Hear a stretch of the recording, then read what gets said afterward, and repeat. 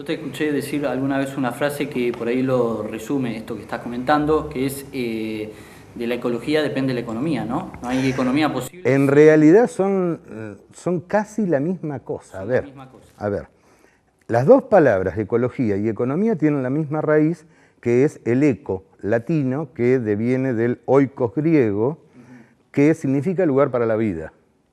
Entonces, mientras la ecología lo que hace es el estudio de un medio, la economía lo nomina, es decir, lo administra una vez que se lo conoce. Claro.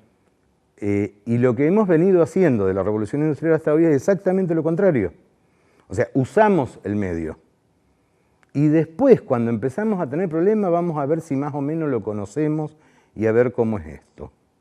Por ejemplo, he participado de un trabajo que llevó 6 años, que fue el estudio histórico del medio físico de Santa Fe, y los santafesinos hoy nos sorprendemos, me incluyo al equipo, de descubrir que esto era una densísima selva.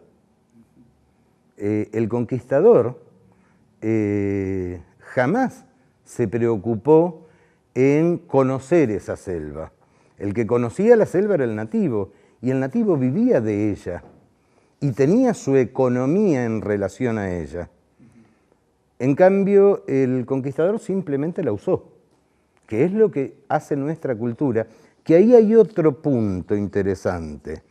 Yo estoy bastante cansado de escuchar decir que hablamos de problemas antrópicos, como si la simple presencia del hombre generara estos problemas ambientales. Claro, como si con solo respirar ya estamos... Y hay que reemplazar eso, porque no son antrópicos, son culturales. O sea, es muy difícil creer que el ascetismo de un hinduista pudiera provocar estas catástrofes que estamos viviendo. Es muy difícil creer que las culturas nativas de América, con 10.000 años de desarrollo en el lugar, las hubieran provocado. En realidad es nuestra cultura occidental, judeocristiana, por la que los provoca. Por lo tanto, no se trata de problemas antrópicos, sino culturales.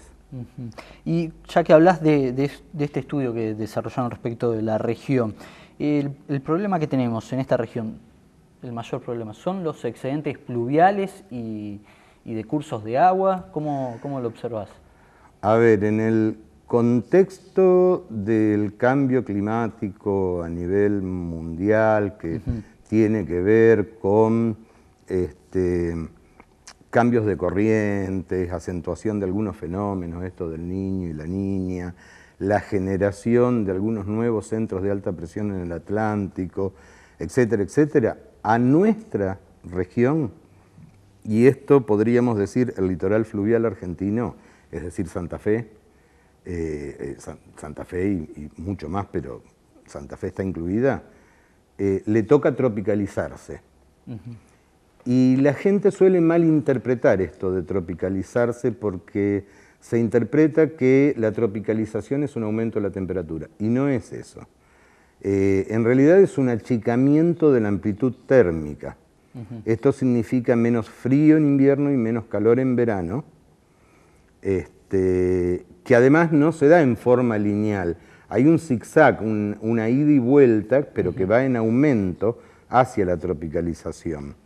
Ahora, alguien podrá decir, pero está buenísimo entonces, menos frío en invierno, menos calor en verano. El tema es que esto no es gratuito. Ese achicamiento de la amplitud térmica se da gracias a un aumento de la humedad atmosférica. Y en ese aumento de la humedad atmosférica hay para Santa Fe un cambio en la historia de su clima, por lo menos de los últimos 200 años, que es de los que se tiene registro. En esos últimos 200 años, Santa Fe tenía un registro promedio anual de precipitaciones de 900 milímetros, distribuido homogéneamente a lo largo del año. Mientras que lo que está ocurriendo es un aumento, que ya se puede estar hablando de 1.100 y 200 milímetros de diferencia, es muchísimo en el año, pero además una concentración básicamente en dos estaciones, que estamos yendo a las características de un clima tropical, con estación seca y estación húmeda. Este aumento de la humedad atmosférica, derivado del cambio en las precipitaciones, y el menos frío en invierno, como también, aunque a muchos les parezca mentira, porque lo sufrimos mucho en enero, el menos calor en verano. Los promedios dan achicamiento de amplitud térmica. Cambio climático, calor que rebota, el hielo se deshace, los polos se derriten. Cada día que pasa los daños al planeta son más y no van a disminuir. La naturaleza herida responde. Algo se desata, el mar nos viene encima. Cada vez más los huracanes azotan pueblos y ciudades. El agua nos viene encima. Lluvias torrenciales inundan nuestras casas. Hasta los cerros nos vienen encima. En otras regiones los incendios forestales se hacen más frecuentes. La temperatura se eleva y los cultivos se van a la pérdida. Crecen los desiertos secos.